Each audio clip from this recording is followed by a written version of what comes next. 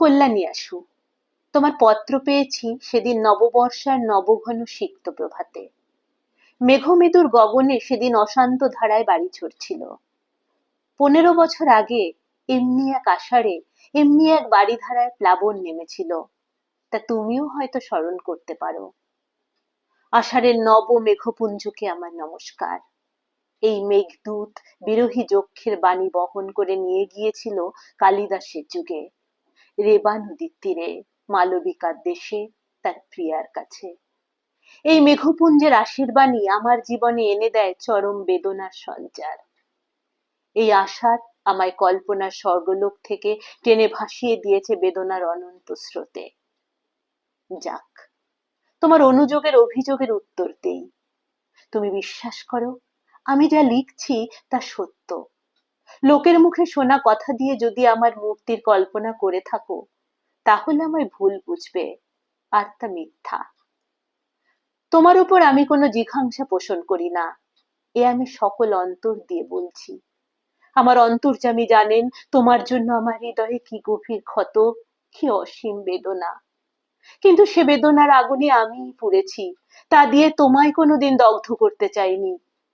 তুমি এই আগুনের পরশমানিক না দিলে আমি অগ্নিবীণা বাজাতে পারতাম না, আমি ধূমকেতুর বিস্ময় নিয়ে উদিত হতে পারতাম না। তোমার যে কল্যাণ রূপ আমি আমার কিশোর বয়সে প্রথম দেখেছিলাম, যে রূপকে আমার জীবনে সর্বপ্রথম ভালোবাসার অঞ্জলি দিয়েছিলাম, সে রূপ আজও স্বর্গের পারিজাত মন্দারের মতো চির অম্লান হয়েই আছে আমার বক্ষে। অন্তরের সে আগুন বাইরের সে ফুলাহারকে স্পর্শ করতে পারেনি। তুমি ভুলে যেও না, আমি কবি। আমি আঘাত করলেও ফুল দিয়ে আঘাত করি।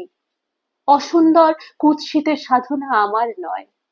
আমার আঘাত বর্বরের কাপুরুষের আঘাতের মতো নিষ্ঠুর নয়। আমার অন্তর্যামী জানেন। তুমি কি জানো বা শুনেছ জানি না, তোমার বিরুদ্ধে আজ আমার কোনো অনুযোগ নেই, অভিযোগ নেই, দাবিও নেই। তোমার আজিকার রূপ কি জানি না। আমি জানি তোমার সেই কিশোরী মূর্তিকে, যাকে দেবী মূর্তির মতো আমার হৃদয় বেদিতে অনন্ত প্রেম অনন্ত শ্রদ্ধার সঙ্গে প্রতিষ্ঠা করতে চেয়েছিলাম। সেদিনে তুমি সে বেদি গ্রহণ করলে না। পাষাণ দেবীর মতোই তুমি বেছে নিলে বেদনার বেদি পাঠ। জীবন ভরে সেখানেই চলেছে আমার পূজা আরতি। আজিকার তুমি আমার কাছে মিথ্যা, ব্যর্থ, তাই তাকে পেতে চাইনে। জানি নে হয়তো সে রূপ দেখে বঞ্চিত হব, অধিকতর বেদনা পাবো, তাই তাকে অস্বীকার করেই চলেছি। দেখা নাই হলো এ ধুলির ধরায়। প্রেমের ফুল এ ধুলিতলে হয়ে যায় ম্লান, দগ্ধ, হতশ্রী। তুমি যদি সত্যি আমায় ভালোবাসো, আমাকে চাও, ওখান থেকেই আমাকে পাবে। লাইলি মজনুকে পায়নি, শিরি ফিরহাদকে পায়নি, তবু তাদের মতো করে কেউ কারো প্রিয়তমাকে পায়নি। আত্মহত্যা মহাপাপ, এ অতি পুরাতন কথা হলেও প্রেম সত্য।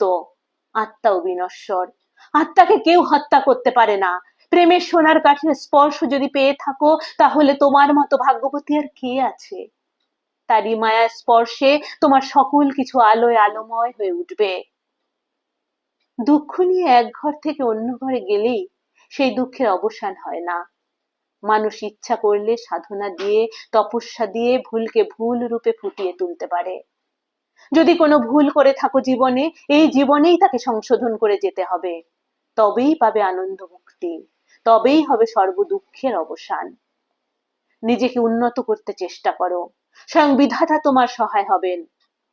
আমি সংসার করছি, তবু চলে গেছি এই সংসারের বাধাকে অতিক্রম করে ঊর্ধ্ব লোকে। সেখানে গেলে পৃথিবীর সকল অপূর্ণতা, সকল অপরাধ ক্ষমা সুন্দর চোখে পরম মনোহর মূর্তিতে দেখা যায়। হঠাৎ মনে পড়ে গেল 15 বছর আগের কথা। তোমার জ্বর হয়েছিল। বহু সাধনার পর আমার তৃষিত দুটি কর তোমার শুভ্র ললাট স্পর্শ করতে পেরেছিল। তোমার তপ্ত ললাটের স্পর্শ যেন আজও অনুভব করতে পারি। তুমি কি চেয়ে দেখছিলে? আমার চোখে ছিল জল, হাতে সেবা করার আকুল স্পৃহা, অন্তরে শ্রী বিধাতার চরণে তোমার আরোগ্য লাভের জন্য করুণ মিনতি। মনে হয় যেন কালকের কথা। মহাকাল যে স্মৃতি মুছে ফেলতে পারলেন না, কি উদগ্র অতৃপ্তি, কি দুর্দমনীয় প্রেমের জোয়ারই সেদিন এসেছিল। সারা দিন রাত আমার চোখে ঘুম ছিল না। যাক, আজ চলেছি জীবনের অস্তমান দিনের শেষে রশ্মি ধরে ভাটার স্রোতে। তোমার ক্ষমতা নেই সে পথ থেকে ফেরানোর, আর তার চেষ্টা করো না। তোমাকে লেখা এই আমার প্রথম ও শেষ চিঠি হোক। যেখানেই থাকি, বিশ্বাস করো, আমার অক্ষয় আশীর্বাদ কবচ তোমায় ঘিরে থাকবে। তুমি সুখী হও, শান্তি পাও, এই প্রার্থনা। আমায় যত মন্দ বলে বিশ্বাস করো, আমি তত মন্দ নই। এই আমার শেষ কৈফিয়ত। ইতি, তোমার নিত্য শুভার্থী।